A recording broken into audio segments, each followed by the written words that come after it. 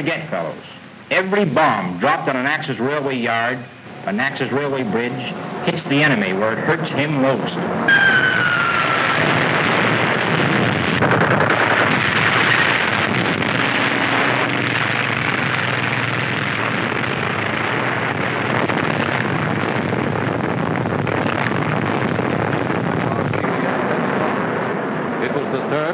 Large-scale attacks to destroy German railway lines. Great fires were seen in the Bremen yards, where it is believed freight cars were loaded with ammunition and equipment for the Russian front. The Russian news agency TASS reports the capture of... The steel backbone of every program is its railway system. Today in Canada, with over 40,000 miles of track, the railroads weld together her natural and industrial might, link her to the United States. Both nations joined against a common enemy. But in meeting the growing wartime demands, the railroads faced a crisis in manpower and rolling stock. Hey, Joe! The boss said to ship those 30 army trucks right away. Not tonight. 431. Clear the tracks. Troop train due at 431. You know how much freight we've got to ship. Track 8. We're short of men. We've got to have more help. As far as the wheat on track 10. 32 70-ton coal hoppers and track 7. I know, but my assembly is almost complete, and I've got to have that shipment of parts. Before the war's over, too, please. Keep your shirt on, Bud. We haven't got an empty boxcar from here to the coast. But we'll get it to you somehow. We'll get it to you somehow, Sir John A. Macdonald said. 'Twas 1880, no railroad yet to British Columbia led. The Rocky Mountains pushed at the sky, a barrier vast and tall, and the folks of B.C. were far away from Confederation's call. In 82, Van Horn set out to push the railroad through. Against the fury of nature wild, he flung his dauntless crew. At well nigh 3 steep miles a day, they made the steel to flow, as all year round they battered hard through rock and rain and snow.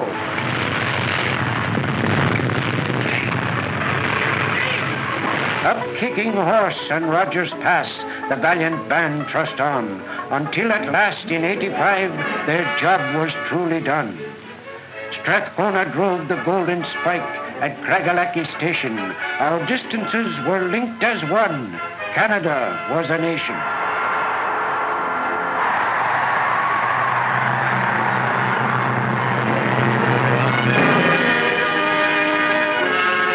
The railways conquer space to create a nation.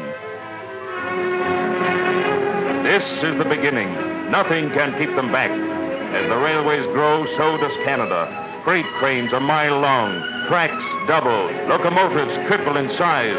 Canadian Pacific, Grand Trunk Pacific, Canadian Northern, Intercolonial, Canadian National, names pioneering railroad history. Grain from the West, grain for the world. Salmon from B.C. to Montreal in 4 days by CP Express. Quebec asbestos and Ontario nickel by CN Fast Freight to Vancouver. Immigrants from England and Russia, from Scotland and Poland and Hungary. A population more than doubled. Cities reaching for the sky. Canada, united by a bond of steel.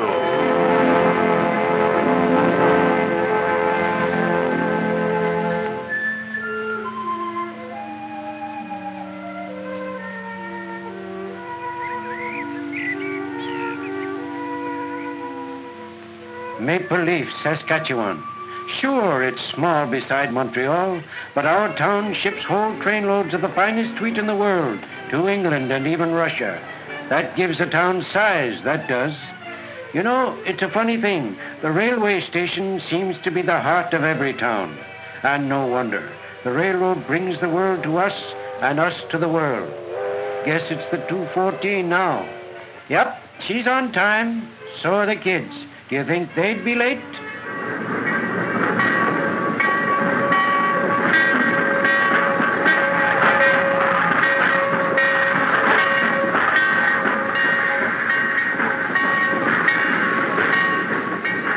Just about the same as usual. She's unloading a bit of express, stuff for the drugstore, the mail and newspapers we're all waiting for.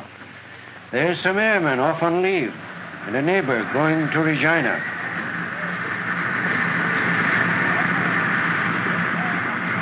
Aboard! You know, no matter how many trains you watch pull out, you never get over that sad feeling that part of your life's rushing away there into the distance. A train makes a fella dream of what's over the horizon.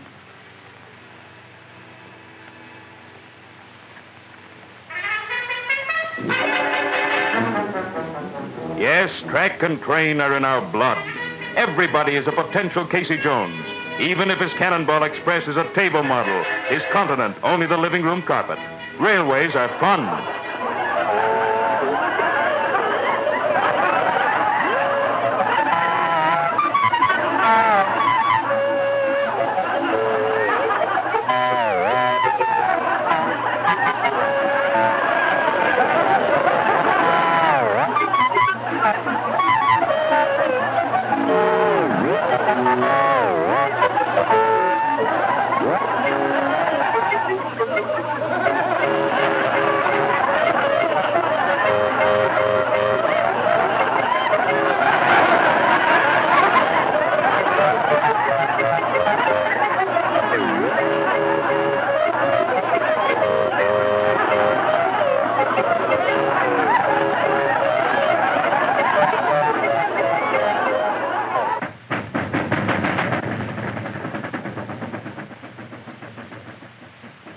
It's early morning.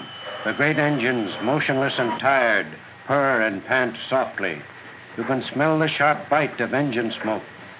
In the roundhouse, the hostlers are leading out that beauty, the 6403. Her night's sleep is over. The great turntable is waiting to swing the engine around to face a new direction. If we didn't have turntables, it would take miles of track to turn that one around. How easy she moves, and silently, and yet that engine weighs over 300 tons.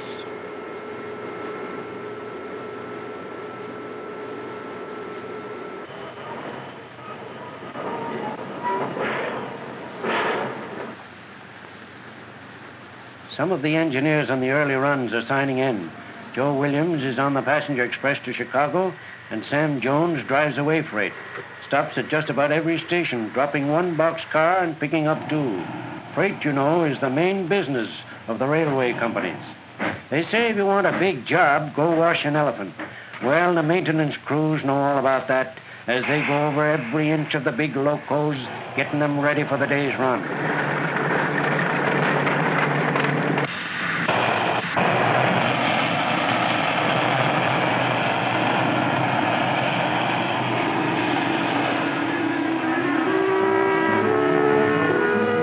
Checked and oiled and her belly full of coal and water, her fires bright and new. Sweet and shining, she goes to meet her road crew. At the yard office, the train crew get their orders for the run, while others check in after their jobs are through. They make sure they have the official time. In the railways, you can't be more than 20 seconds out. Upstairs in the bunkhouse, the crew that's laying over are taking it easy. The Railway Brotherhood is one of the oldest unions in America, with a reputation to be envied. A lot of the old-timers are back with us now, and we're proud of the fact that over 30,000 railway workers have joined up. We've got women filling in some of the new jobs now, too, and they sure brighten up the place. Where life and limb are risked, these railway workers go hopping off and on running trains like the average citizen climbs onto a streetcar.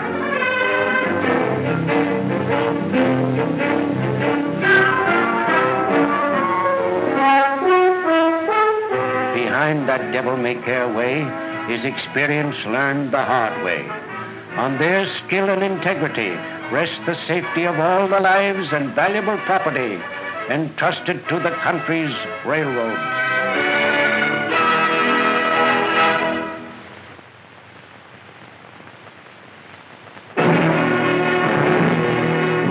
Like the sadness felt when hard times catch up with an old friend, Canadians saw the railroad struggle through the bleak 30s.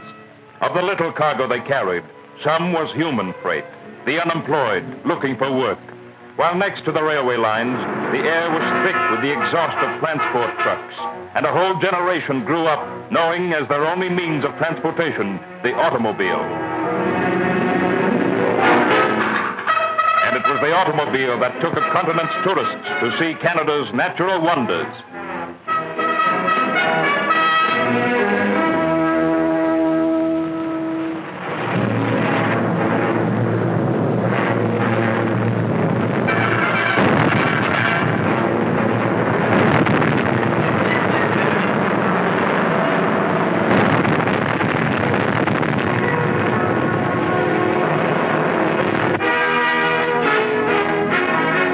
Organizations of the Canadian National and Canadian Pacific Railway systems gear themselves for all-out war. Allocation of rolling stock, shortening of routes, parlor cars to be converted to day coaches to handle 26 million more wartime passengers. With scarcity of materials and skilled men, rolling stock and engines now doing double duty must be overhauled and reconditioned. Engines pulling heavier loads wear out wheels and gears faster. But despite this wartime pressure in every department, the railway shops have the skill and machines to build heavy steel equipment, give over their resources to the building of tanks made famous on the Russian front, and guns proving themselves on land and sea. Other Canadian railway shops are turning out one locomotive each day for a sister ally. Canadian-built railway engines are pulling troop trains to the jungle front in India. New wartime problems, new solutions. Put the plant up. Sure, that's the spot to put up the plant, and there's swell plans, but you've forgotten one thing. How are we going to get the tugs to the water? Why, man, that's simple. We'll ship them by rail. And so the plant goes up. The keels are laid. The tug is on its way to sea. Every viaduct and passageway has been measured. Is there enough clearance? She makes it. And so a locomotive helps a ship to the sea.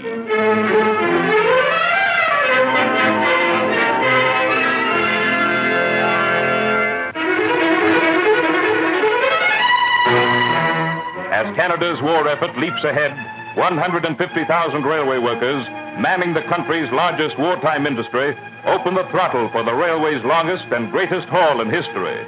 From forest, prairie, and factory, mountainous piles of Canada's products, sugar beet, trucks on wheels, trucks and threads, Vickers and Wolfer's guns, timber, raw and finished, engine parts, sides of beef, backs of bacon, industrial alcohol, dynamite, all moving forward on the tanker, flat cars, refrigerator, and box cars of her railways.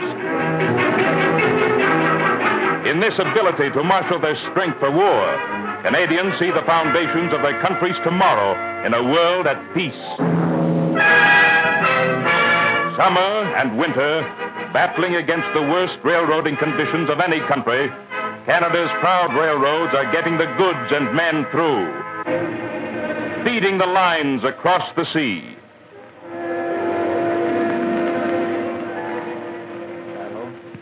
And we will make the special train from Winnipeg through the coast. Well, this does it. The question now hangs on whether or not we can get sufficient equipment from the railways to get these men down to the port in sufficient time to make the convoy. Captain Black, will you contact the railways and get action on it? Yes, sir. But the best we can do is couple the 3 coaches of men onto the Trans-Canada Express at Montreal. Give it a gold-plated priority through to the seaboard. Okay. Now we'll have the men picked up at their camp.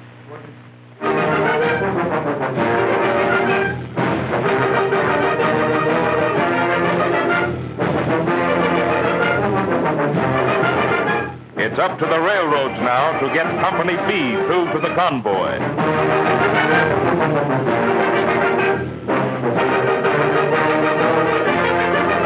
Attention, everybody. The Trans-Canada Express will be 45 minutes late. The railway station receives them all these waiting ones. They go to new jobs to get war contracts. They're going home. Against this living fresco is enacted daily the drama of a nation at war. The repatriates from the battlefronts.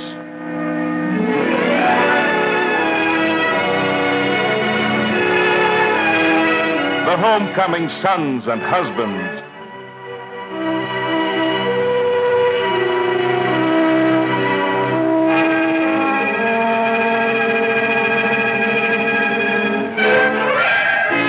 Down below on track 9, the men of Company B join the Trans-Canada Express. Attention, everybody. Trans-Canada Express now leaving on track number 9. Last-minute mail bags are rushed on.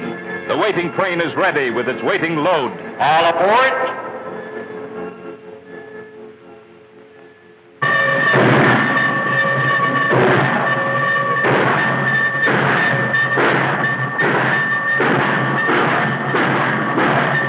There are 3 Trans-Canada trains that make the run from Montreal to the seaboard.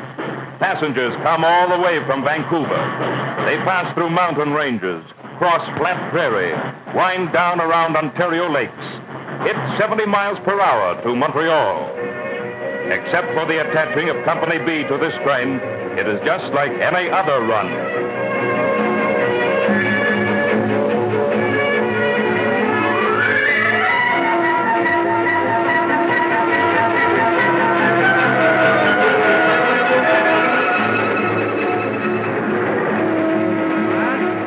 Club car?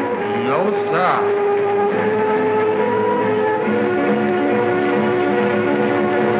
Day or night, sun or cloud, the railway's job is never done.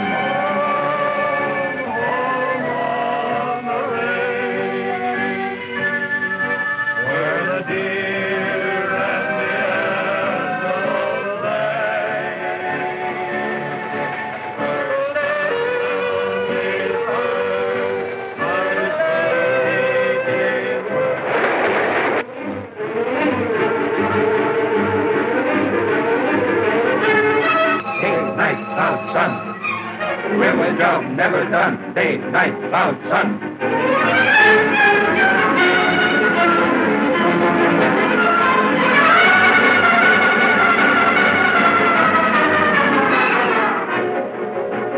Railway job, victory's job. Railway job never done. Day, night, cloud, sun. Victory's job never done.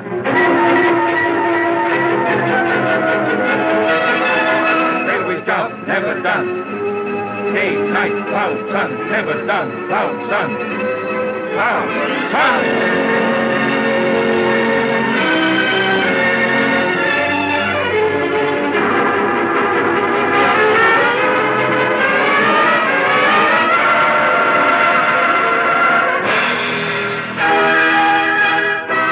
The convoy, the sea, the run is over.